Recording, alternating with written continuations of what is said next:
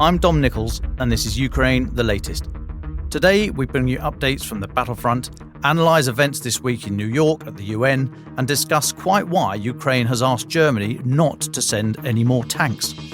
Bravery takes you through the most unimaginable hardships to finally reward you with victory. We need a military strategy for Ukraine to gain a decisive advantage on the battlefield, to win the war. Nobody's going to break us. We're strong. We're Ukrainians. Every weekday, we sit down with leading journalists from the Telegraph's London newsroom and our teams reporting on the ground to bring you the latest news and analysis on the war in Ukraine. It's Thursday, the 21st of September, 1 year and 209 days since the full-scale invasion began. And today, I'm joined by former tank regiment commander and chemical, biological and nuclear weapons expert, Hamish de Bretton-Gordon. I started by giving the latest updates from the front lines. And firstly, the Security Service of Ukraine, the internal domestic intelligence agency, and Ukrainian naval forces are said to have launched a large-scale strike on the Saki military airfield in occupied Crimea last night. This is from sources inside the Security Service. At least 12 Russian combat aircraft, we think Su-24 and Su-30, were at the airfield, as well as a Pantsir missile system, Pantsir known as Sa-22 Greyhound by NATO. It's a family of self-propelled medium-range surface-to-air missile systems, each one made up of a launcher, a radar station, and a command post. Now, also at Saki is thought to be a training base for Russian drone operators. That came from Ukrainian media which was citing the SSU, Security Service of Ukraine. And reportedly, drones and Neptune missiles were used for the strike. No reports yet of what damage or casualties were inflicted, but it's quite a big strike there. It comes a day after the strike on the building belonging to Russia's naval or the Black Sea Fleet headquarters. Images today on social media shows that the building that was targeted, half completely demolished. As we've said in recent weeks, as they're getting closer and closer to Crimea, in range of more weapon systems than the Crimea itself, and also the ground lines and the sea lines of communication to and from Crimea under increasing pressure from Ukraine. Now, separately, onto the actual land campaign, Ukraine's armoured vehicles, pretty conclusive evidence that they have punched through Russia's first line of mines, barriers and trenches in the southern front. There's geo-confirmed footage which shows German Marder US Striker vehicles. These are infantry fighting vehicles, both of which used by Ukraine's 82nd Air Assault Brigade, operating behind the so-called Surovikin line after General Surovikin, the guy who organised the withdrawal from Kherson, organised the emplacement of these defensive lines, and then seemingly put threw his lot in with Prigozhin and is out of favour and maybe even out of a window. We don't know. I haven't seen him for ages. But Ukraine's forces seem to be behind that first line, just west of Above in the Zaporizhia Oblast. Now, infantry have been dismounted from those vehicles and been seen to clear trenches in the region. But we should just have a think about what's happening here. We'll ask Hamish a little bit later for his view. But firstly, if the vehicles have got past the anti-tank ditches, exploiting gaps in the Russian line, then that's one thing, that they're over the minefields and over the anti-tank ditches and obstacles and what have you. As we've said before, it's an engineering task to get over these things. The problem is it takes quite a while, and if some bugger's shooting at you, it's bloody difficult. So the obstacles in and of themselves are not the be-all and end-all. You can clear them. The problem has been that there's been such a weight of defences and Russian troops in the area that they've not been able to get close. And some weeks ago, we know Ukraine seemingly shifted tactics to hold back those prized armoured possessions in favour of a kind of artillery and infantry-led assault. So the fact that those vehicles are now forward would suggest that Ukraine is confident that they've not only got over the ditches and stuff by the vehicles, but they've pushed back the artillery threat and the anti-tank missile threat and the infantry threat from Russia such that they can expose those vehicles to greater danger. Whether that will herald some kind of armoured breakout is far too soon to say, but it is notable that those vehicles are so close and beyond that line. Okay, next, where are we going? So last night, Russia carried out its first attack on critical infrastructure in Ukraine for 6 months. This is according to Ukraine's main energy provider. As a result, there were partial outages in 5 regions. Energy facilities in central and western Ukraine were damaged. Ukraine's air defenses say they shot down 36 of 43 cruise missiles. I'll be asking Hamish shortly about how he thinks Ukraine is prepared energy-wise for the coming winter. Now, it's worth noting, next thing, worth mentioning today's UK Defence Intelligence tweet. It says that today is the anniversary of Putin's announcement last year of the quote-unquote partial mobilization that saw up to, we think, close to 300,000 new reservists called up. On September the 15th this year, the Russian State Duma Defense Committee chair and former General Andrei Kartapolov reiterated that mobilized personnel were obliged to serve for the duration of what they continue to call the special military operation. So not the normal year-long term of service. They've got to stay for as long as it takes. However, in a new admission, it's just said it's not possible for these personnel to be rotated out of the operational zone during their service. Now, UK Defence Intelligence, their analysis is that this assessment is that this absence of rotation out of combat duty is highly likely one of the most important factors in the low morale that's thought to be rife in Russian lines and the failure of Russia to conduct higher level training. And in turn, they're suggesting that lack of training is likely contributing to Russian difficulties in conducting successful, complex offensive operations. So, one thing leads to another, and it comes from that the mobilization and how these mobilized personnel are treated. Again, interested in Hamish's comments shortly. And just finally, before I hand over, let's have a look at the UN. So the UN General Assembly has been on this week. President Zelensky spoke yesterday at the UN Security Council. He used his address to call for Germany to be given a permanent seat on the Security Council. He criticised the organisation's inaction on the war. Our colleague Susie Cohen, our Telegraph's New York correspondent, she was there, and she's written about it extensively. You'll find all that online. Now, claiming that the council should represent what he called current realities, Mr. Zelensky also suggested African unity. Now, that might have been a slight, he might have just got the words wrong. Maybe he means African Union, or maybe he means the continent of those countries in Africa, but suggesting African unity should be given a place at the council, as well as broader representation for Asia. This was his first in-person appearance at the council. He's done 5 other, or at least 4 other video appearances. He also called for the assembly to be given power to overcome the veto power held by Russia, the veto of the permanent 5 members, UK, US, France, Britain, Russia. There we go.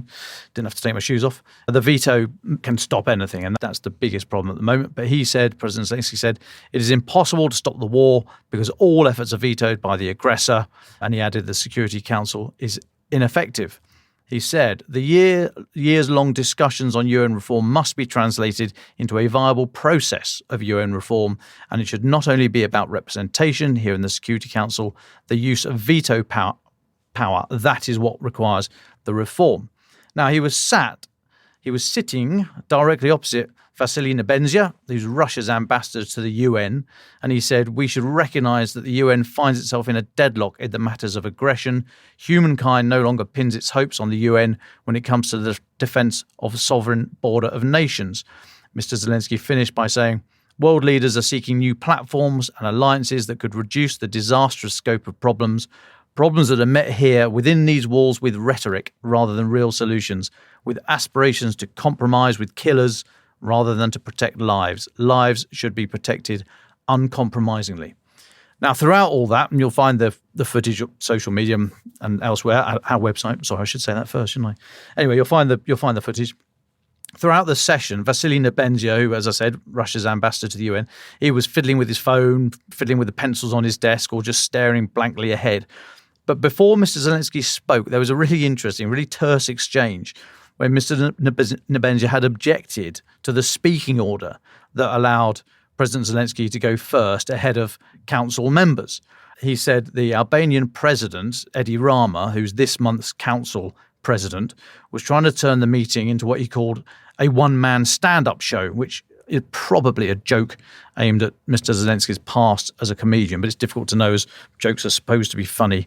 But anyway, Mr. Nebenzia added that having President Zelensky address the council would be nothing more than a spectacle. Then, In a rather brilliant reply, I think, Mr. Rama reminded the Russian delegate that on the 5 previous occasions President Zelensky had addressed the Security Council, which I say were all by video link, he had, as others have done from other countries, spoken before the council members. There's a precedent there.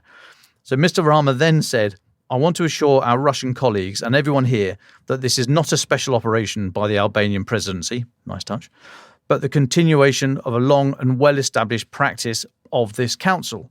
You've repeated many times that the violation here is about President Zelensky speaking before the council members. There is a solution for this if you agree. You stop the war and President Zelensky will not take the floor.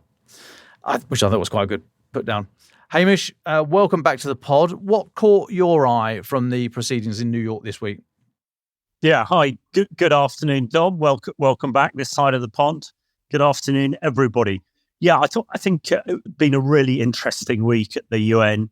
I hope, and it looked as though the Russians felt very, very isolated. Unsurprisingly, I must say I do agree with a lot of what President Zelensky was saying yesterday, and certainly my piece in the Telegraph yesterday reflected that. I was one of the things he was saying is let's stop all these shady peace deals that perhaps some of the members of the Security Council and the UN were trying to broker on the UN's behalf. And Zelensky was very much saying it seems that Russia is the one who's at the center of this sort of peace, rather than the one who's actually been hurt most by the Russian aggression. And the peace deal should focus on Ukraine rather than Russia.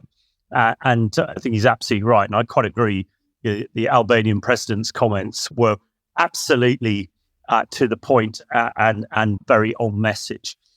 I agree with Zelensky as well. And I think I agree with a lot of people that the UN it's all about jaw these days and is completely stymied, as you say, by this flipping veto, the 5th member being China. And one never quite knows where China is going to go. So with the veto and the permanent 5, really nothing that affects either one of those members adversely is ever going to get through and has never got through. So certainly Zelensky's view and my view is we get rid of the veto and extend the UN Security Council and perhaps put motions through on a majority basis. Now, if Russia wants to abstain and ignore it, then so be it. But having all these thousands of diplomats living in New York at great cost to us all, let's make it something that's worthwhile. And certainly when it was set up at the end of the Second World War to replace the League of Nations, the view was, or its motion was, to maintain peace and harmony between nations. Well, it very much hasn't done that. So, yeah, will anything come of it? I think Russia has been seen to be very isolated on the world stage, and this sort of tongue-in-cheek humour that Ukraine has attacked this war with was very evident in New York. So let's hope something comes of it. But those of us who've been watching these things for many years are a little bit cynical. But I think the bow wave is very much with the Ukrainians rather than the Russians. And Zelensky is putting a peace deal on the table. And ultimately, that peace deal is about getting the Russians out. And I think as we talk about some of the other issues you've highlighted there, Dom, we are getting to a really interesting area of this conflict. Yeah, well, just on that, I see there's been some chatter over the last couple of days about Ukraine asking Germany not to send them any more tanks, which does buck the trend of the last few months. Hamish, what is going on there? This is a really interesting piece, quite bizarre. So Leopard 1, quite an old tank, designed, delivered in the mid-60s. Bizarrely, it has a British gun, has a 105mm rifled Royal Ordnance gun to it. And it sort of highlights one of the issues. So the Ukrainians really wanted Western armour, but now they've got 4 types of it. They've got the Leopard 1 and Leopard 2. They've got Challenger 2 and Abrams, just crossing the border now. All very different tanks, all need to be maintained. And as well as I do, Dom, these things are not like your Aston Martin, Dom, that you can just put your key in and start up and drive off. They actually need a lot of careful looking after and maintenance. And when they're all different, they've got different engines, different ammunition, different tracks, etc., etc. it takes a while. So I think for the Germans to hand over, I think it was over 100 Leopard 1s that were destined to Ukraine, for them not to work. Now, they have been in storage for 10 years. And I think Leopard 1 equates to Chieftain, which I think we both served on. And crikey, imagine if you locked your Chieftain up for 10 years and then took it out of the garage, virtually every seal would have blown, and it would take weeks, if not months, to get it up and running again. So the fact the Germans have handed these over and they haven't been in good order is really, not good. I say unfair. That sounds a bit pathetic. So, I hope a big slap on the wrist for the Germans. And, we know they've got loads of Leopard 2s. If they really want to make a difference, give the Leopard 2 much more reliable tank, much more easy to maintain, and much easier to train on. You'll remember from Chieftain days, it took us officers weeks, if not months, to learn how to fire the beasts. Whereas the Challenger 2, when I converted to Challenger 2, it was 2 hours it took me to learn how to do it. So sort of thing the same with the Leopard 2, that is the modern tank. So a little bit, I think the Germans need a rap on the knuckles for this. But let's keep those modern Western tanks flowing in. Yeah, certainly it took me weeks just to be able to say rat, cat, plunger and release, catch, cam. And I still don't know what the hell it was. It was some bit of the gun. I think you'd know better than me. I also think this highlights once again tepid oil. We've spoken about tepid oil before, the components of capability. So you've either got kit, you can go and buy kit, go and buy a tank, go and buy a gun, go and buy some body armor. But unless you have tepid oil, which is training, equipment, personnel, information, how you're going to use it, infrastructure, doctrine, organization, information and logistics. And as you've got to tick in all those boxes, some more than other. You need infrastructure, you need logistics and what have you. You might not need too much doctrine right now. Ukraine, it's just up and atom, lads. A bit more than that, of course. But you need to have a small tick in each of those boxes. Otherwise, you've just got something sitting on the tank park. So I think what's also happening here with these old Leopard 1s is that the logistic tail was such that they just didn't have the people who knew how to fix them anymore. So whilst a lot of the tank might have worked, small parts of it might not. And if you need the whole thing to work. So I think it's partly that logistic tail, and therefore points again that just countries just sending stuff, and this is a frustration with the Ramstein process. People think, just send them loads of stuff. If you only have the big heavy thing sat in the shed and you don't have people who know how to fix it and people who know how to look after it properly, and that could include with some of this up to and including properly air-conditioned hangars to keep them at the right temperature and humidity and all that kind of stuff. It's quite sophisticated stuff. Then you're not going to have a capability. You'll be able to roll it out once and then it'll stop, I imagine. Don, if I can just come in there before we move on. Absolutely. But also looking at the Russians, they're taking a lot of their old stuff out. And I can't imagine that the T-55s, which, although they might know how to maintain them, one of the key bits, and we'll talk about the MOD conscript tweet this morning, the Russians getting people trained onto these tanks, the tanks they're getting out of storage, they must be having the same problems, which is why we know that they're fighting such a static operation. A little bit of nervousness. I see the piece on the Telegraph today about Poland and the grain deal getting a bit uppity with the Ukrainians. Of course, a lot of the logistic infrastructure is based there. So I hope that there is no indication that there's going to be any angst on the sort of provision of logistic support from Poland. The last thing we want is close neighbours like that arguing over grain and other bits and pieces. But on the tepid oil side, you're absolutely right. When time is so important and Ukraine is fighting for its survival, as you say, the Ramstein process needs to be really thoughtful. Not just empty our cupboards of stuff we might have there, but make sure that it's usable when it gets to the front line, the front end. Yeah, and as you mentioned there, thanks for nudging me on the old Poland stuff. It is worth mentioning. So there's this current spat, which has been going on for a little while. The genesis of it, let's not forget, Poland has been one of the biggest stalwart supporters and defenders and donators to Ukraine. So I don't think there's any doubt that Poland want Ukraine to win this war.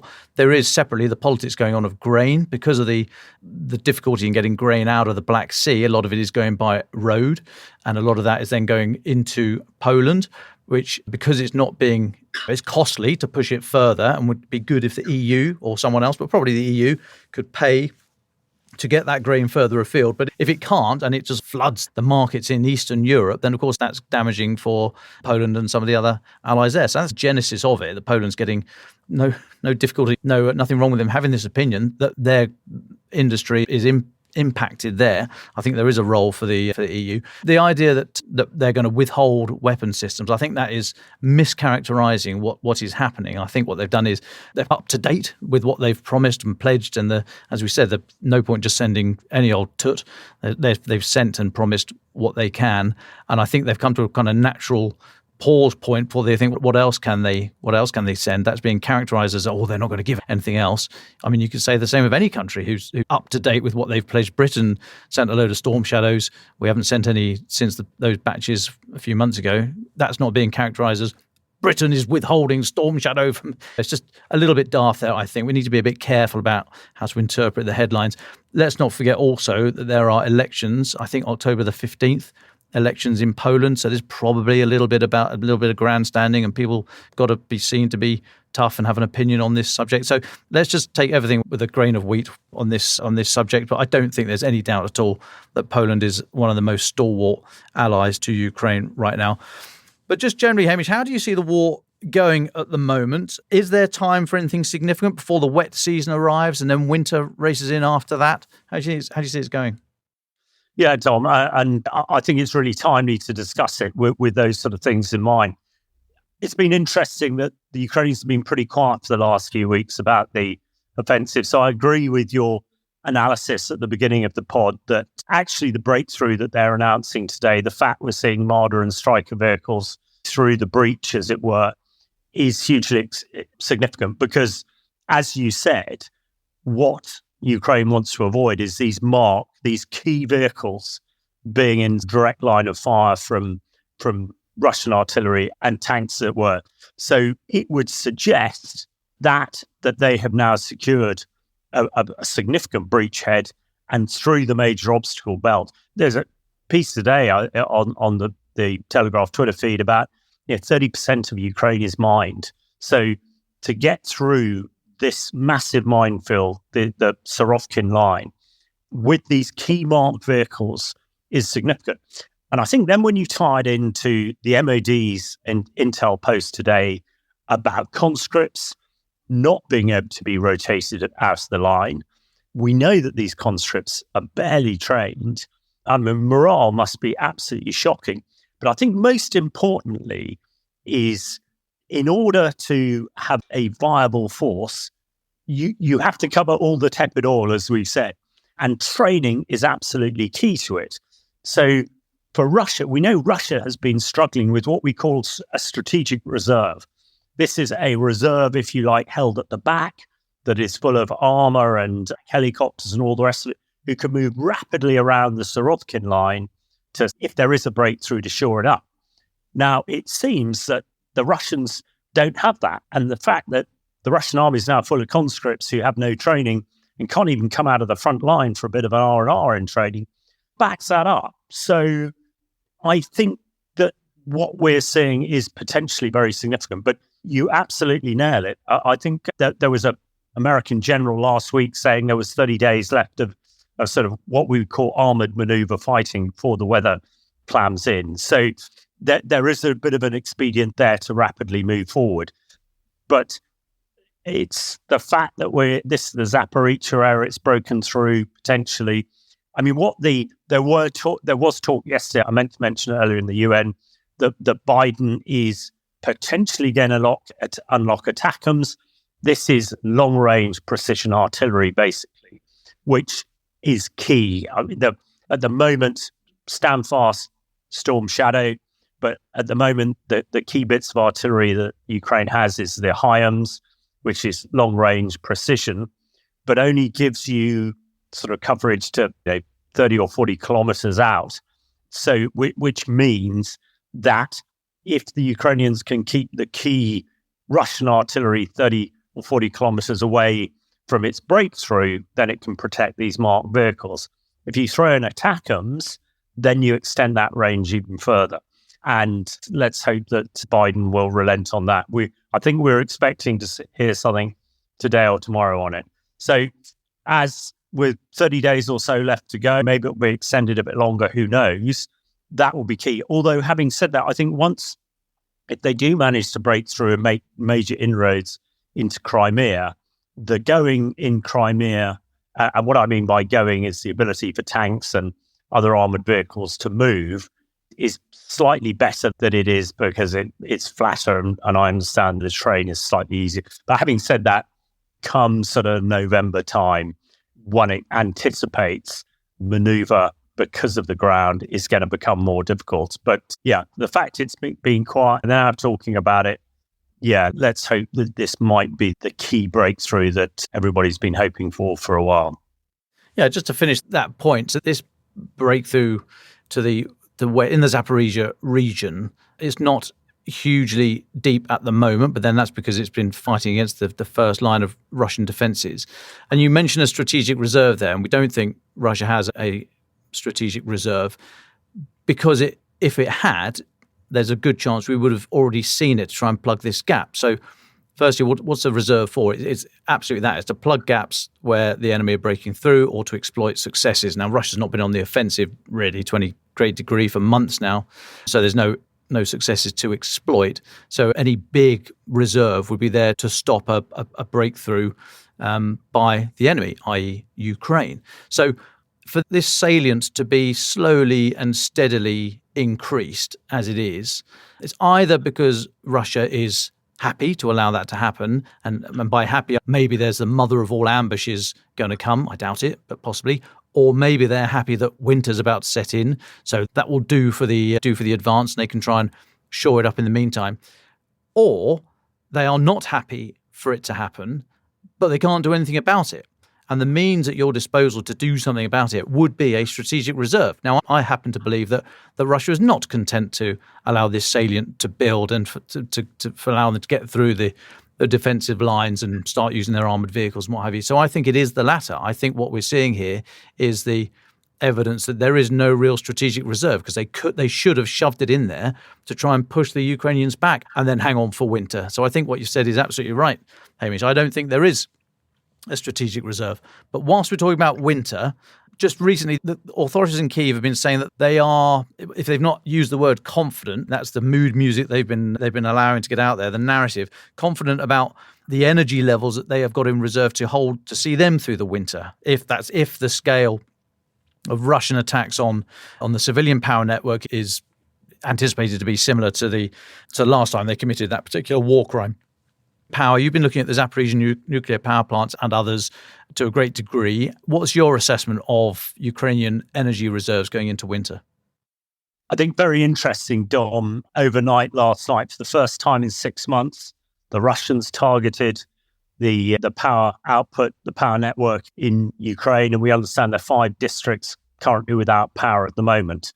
Yeah, is this part of their campaign? There was a lot of talk about them saving long-range missiles, cruise missiles, etc. for this. What is slightly concerning is we discussed last week, or there's certainly a piece in the paper last week, that UK had provided highly enriched uranium, or not highly enriched, but enriched uranium. The uranium you need for a nuclear power station is about 20% enriched. The uranium you need for a nuclear weapon is about 90, so there's a big difference. But you still need enriched uranium. Hitherto, the Ukrainians used to get their uranium from Russia. So that obviously stopped on the 24th of February. But we understand that Britain enabled or helped or gave or whatever it was, enriched uranium to 20% to Ukrainians. They have that. There are 5 nuclear power stations in Ukraine. Everybody knows about Chernobyl. Chernobyl is shut down and it's not producing any power. There is then Zaporizhia, which we've discussed many times. And Zaporizhia is becoming more and more important because the fighting is getting closer and closer to it. The safety staff are being removed. Although Zaporizhia is not producing power at the moment, it has 5 reactors that are shut down or on sort of sleep mode, if you like, but there's still a heck of a lot of nuclear fuel there and lots of rumours. And we've discussed many times on the Russian nuclear threats, really, from the get-go. But let's park those. There are 3 other nuclear power stations in Ukraine. Before the war, 65% of power for Ukraine came from nuclear. The intention is to get those three others, which are in Ukraine proper, not bits at the moment that have been occupied illegally by Russia. So these other three power stations are expected over the winter to produce 51% of the power. Now, one anticipates that they're very well protected.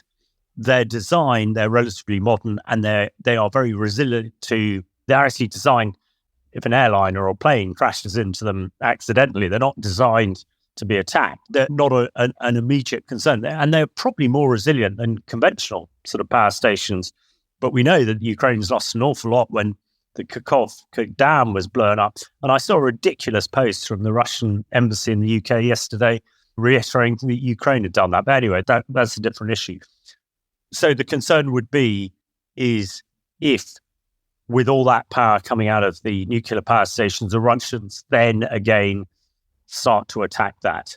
And I would hope that the UN and the US and the UK and the other, and France, etc., just reiterates after that attack last night again on the power network after a 6-month gap that NATO should be saying, just remember, an attack on a nuclear power station is in effect Russia trying to create an improvised nuclear device, and we will react accordingly. So it's something we need to watch very closely, not only the fighting around Zaporizhzhia, and it's in public knowledge that I have an app that's been used in Ukraine for people so that they know what to do in the case of a nuclear accident or attack, and people are concerned at the moment. So the more that I and others are doing to help them to make sure that if an accident or attack happens, that they can be protected is, I think, a good thing. So, yeah, unfortunately, as the winter comes on and Ukraine becomes more reliant on the power,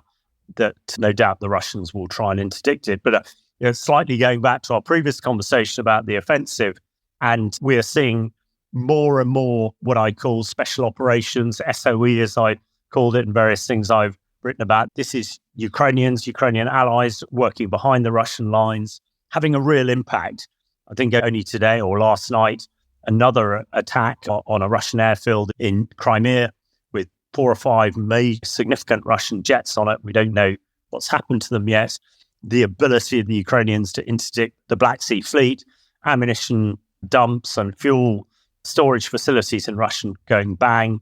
It's very clear that the overall operation Ukraine is conducting is not just on the Surovkin line, and no doubt is having an impact. And crikey, if you cannot train your conscripts, but you're happy to put them in the front line because that's all you've got, with the amount of degradation that the Russian military is suffering, things again get more and more difficult. And let's hope the Russian people start realizing what is happening so that the peace plan that Zelensky's talking about in New York at the moment, people will start realizing that actually that is the way ahead, best for Ukraine and ultimately best for the Russian people. Sadly, of course, Putin and the other gangsters who support him in the Kremlin seem to have very little regard for their people, but I'm sure they'll get their comeuppance at some stage. So on the fuel, on the power supply, something we need to look at closely over the next few weeks. Hamish, let's just come to you for your final thoughts today.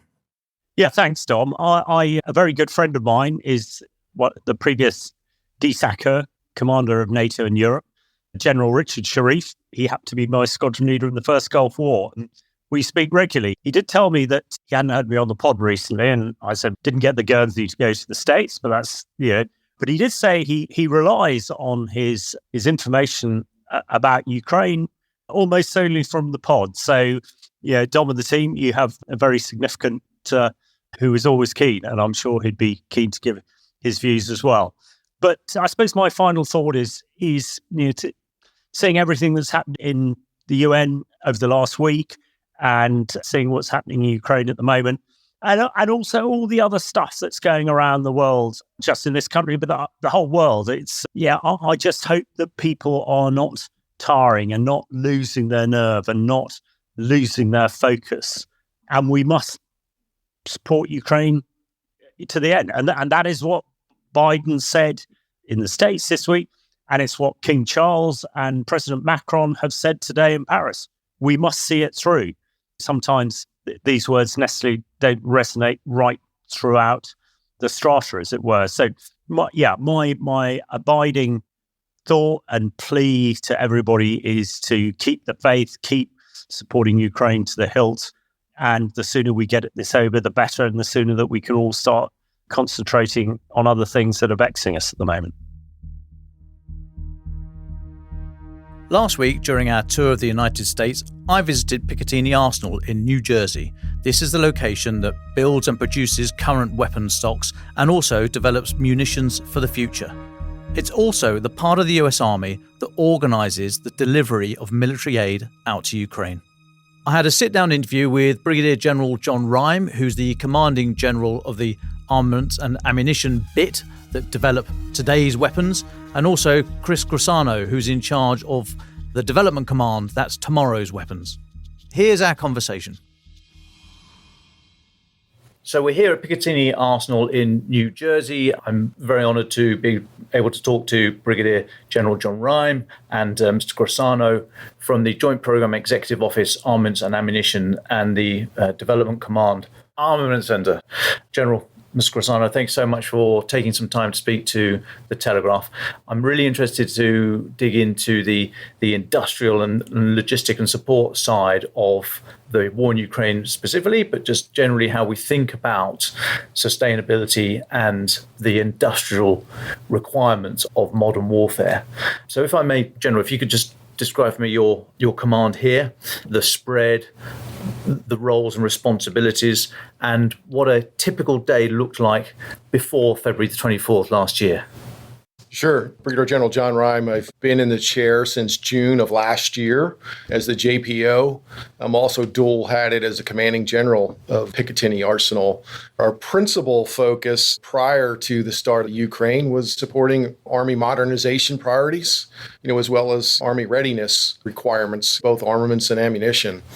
I think that Ukraine really highlighted some challenges for us, both in the industrial base, and my sense is that 20 years of counterinsurgency and counterterrorism didn't really stress the system like we're seeing today. I think the workforce sees this as a great opportunity, clearly all in on the mission, and they realize, hey, this is a historic time. This is once in a generation opportunity, not only in terms of supporting Ukraine, but to provide that deterrent capability to be able to produce munitions at scale, and should the need arise, be able to deliver quality, reliable, lethal munitions to the joint force as well as our international partners. A lot of the estate was built for the Second World War primarily, a little bit for Korean War, but a lot of it is 60, 70, 80 years old. So you had your upgrading program as it was, and then you had the additional requirements to support Ukraine. So how much stress is your organization under at the moment? So our challenge is we're trying to maximize production at the same time modernizing, adding new lines, as well as expanding capacity. That's a lot of risk to juggle.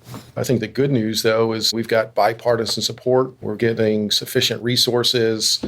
We had done a lot of the hard analytical work on what it would take to modernize our facilities, given some of the aging infrastructure, and based on our modest funding prior to the war, and now we see that uptick.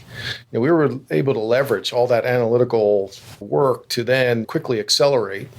The other key piece of this has been the support from Congress with some unique authorities, cost and pricing relief and competition relief that have really enabled us to put money in motion to get after some of these tough challenges. And Mr. Grassano, so DevCom's looking to the future, but you're taking lessons straight out of Ukraine and trying to embed those and turn them into rapid capability decisions. Is that fair? Yeah, so we're supporting on multiple fronts. One is supporting with our engineers and scientists on the production line, modernization, and expansion.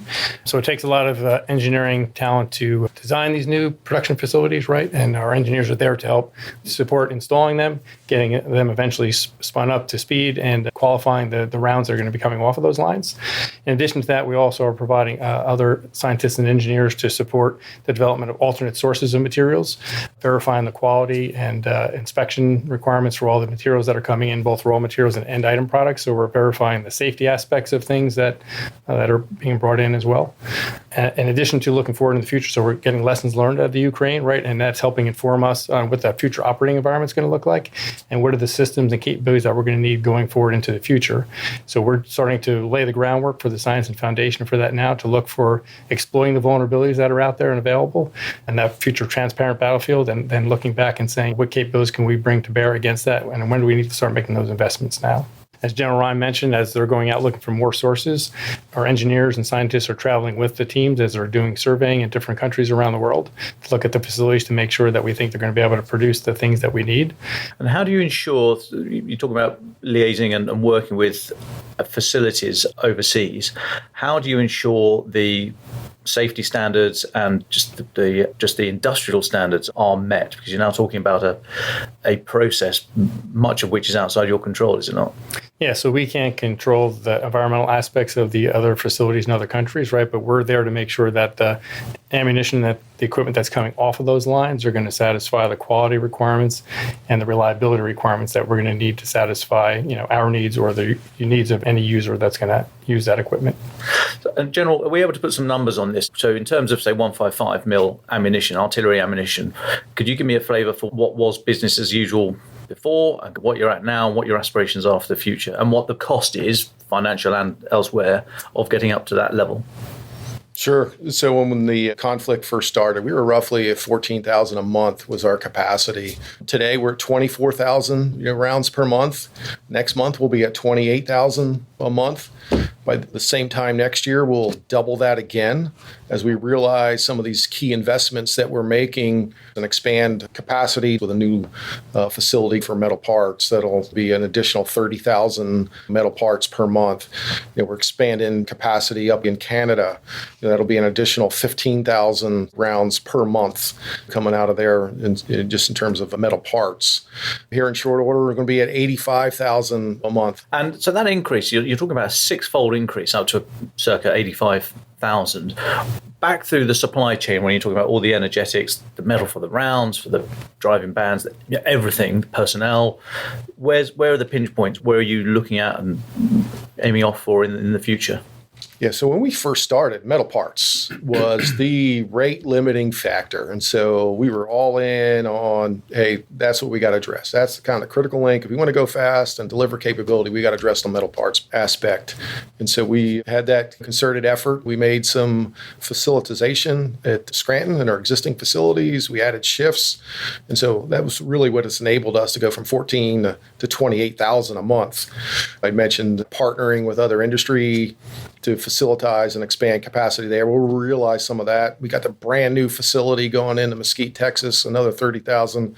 We're excited about that. It's a fully modernized line. A lot of the lines we have were purpose-built, single, product, be able to produce at industrial scale. We'll have fully modular lines that, for example, Mesquite, I'll be able to produce the current M795. I can pivot to the new round, the 1128 base bleed round, which is the new U.S. round going forward.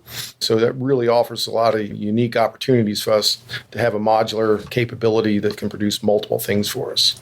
And what impact has AI, 3D printing had on your system as a whole, but specifically for this current surge? So it's enabling us to put forward manufacturing equipment out, right, to help produce some spare parts and some capabilities along those lines. We're also looking much longer into the future about the ability to produce, again, attritable systems that we can produce in quantity forward in the battlefield and expand those and be able to adapt and change those over time. So AI and all the advanced manufacturing capabilities are going to enable us to do that into the future.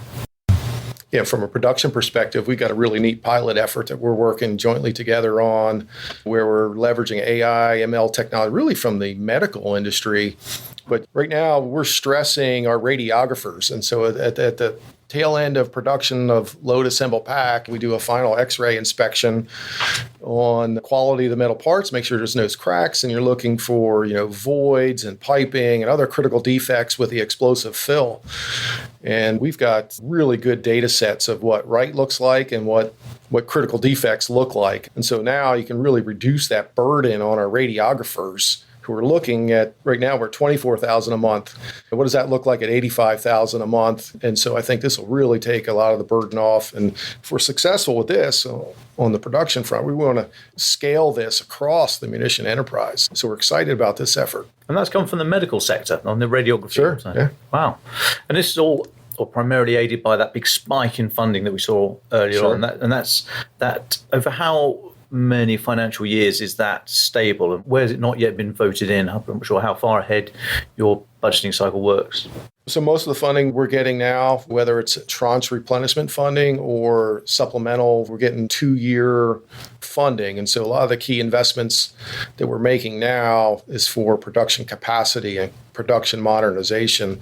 I think the conversation we'll have to have at some point, Ukraine will end, and what is right in terms of minimum sustaining rates for this newfound capacity and how much production are we putting through. There'll have to be a conversation of, hey, what do we mothball? What do we keep active? I think we're on a path now with a lot of nations looking to reconstitute or expand their own organic capacity. Is there opportunities to leverage, what we are, I think, leading the way right now in terms of where we're at with rapidly expanding and modernizing. So there'll be capacity to be available for a lot of our international partners. I was somewhat struck by how this war is impacting physically those supporting nations outside of Ukraine very little. We haven't got men and women in harm's way, but you have now. You've got civilians taking greater risk, physical greater risk for Ukraine here in the US. Can you talk to me a little bit about that? We haven't really heard about that. I think that's... Yeah, it's amazing. I mentioned I actually visited Scranton Army Ammunition Plant yesterday and just looking at the kind of forging operations, the heat, the environment. There's true patriots there. During our lunch break, I had the opportunity to talk with them, and they're so proud of what they're doing and what they're doing in support of Ukraine. They're just remarkable individuals. But I'd also tell you that we're trying to get after more modern, right? A lot of our current infrastructure dates back to World War II. A lot of brute force, a lot of hands-on.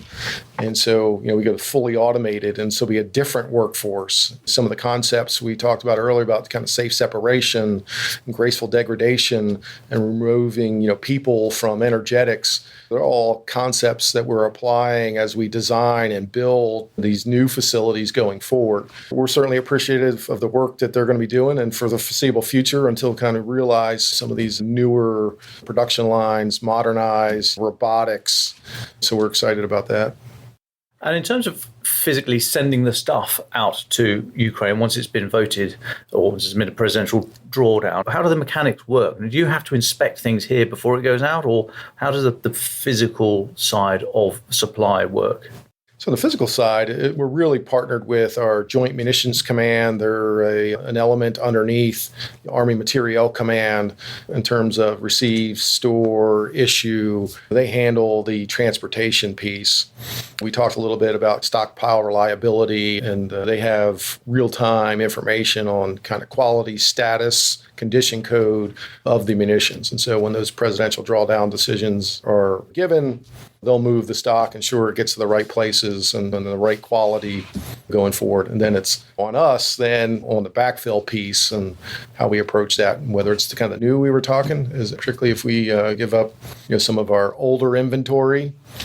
And we talked a little bit about the 795, and we're laser focused on producing them at scale. But for buyback, we want to buy back our new round, this 1128, kind of our next generation high explosive 155 artillery round.